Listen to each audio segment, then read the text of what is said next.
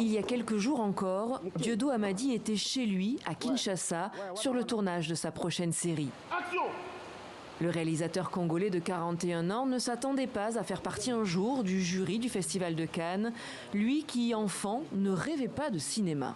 Être médecin, ça va de soi, juriste, comptable, et c'est à cela que nos parents nous poussaient. Et moi, c'est tout à fait par hasard, après que mon père m'ait offert un ordinateur quand j'étais très jeune, que je me suis intéressé au montage vidéo. Et à partir de là, j'ai pris goût à raconter des histoires avec des images. Et c'est justement vers le documentaire que le réalisateur se tourne avec un objectif, raconter son pays, la République démocratique du Congo, dans ses facettes parfois les plus sombres, sans misérabilisme, avec justesse et sensibilité. Comme en 2020, lorsque sort En route pour le milliard, un film poignant sur les victimes de la guerre des 6 jours à Kisangani, épisode tragique et souvent oublié de l'histoire congolaise contemporaine.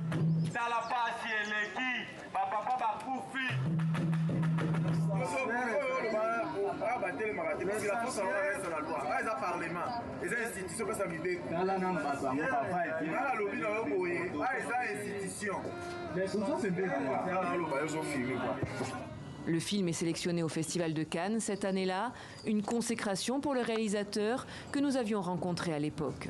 Ce qui m'a le plus ému, c'est cette reconnaissance en fait, de mon travail, mais aussi une forme de reconnaissance aussi pour le sujet, les personnes que je filmais, parce qu'il s'agit de victimes d'une guerre d'il y a 20 ans qui sont tombées dans l'oubli.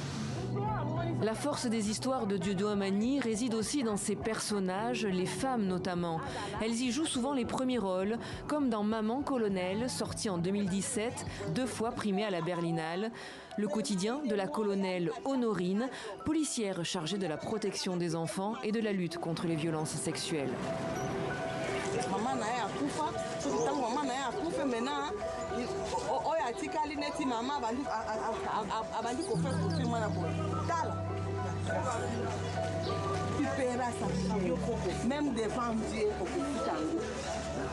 Le cinéma de Dieudo Hamadi questionne notre présent et se nourrit d'une volonté farouche de témoigner sans détour.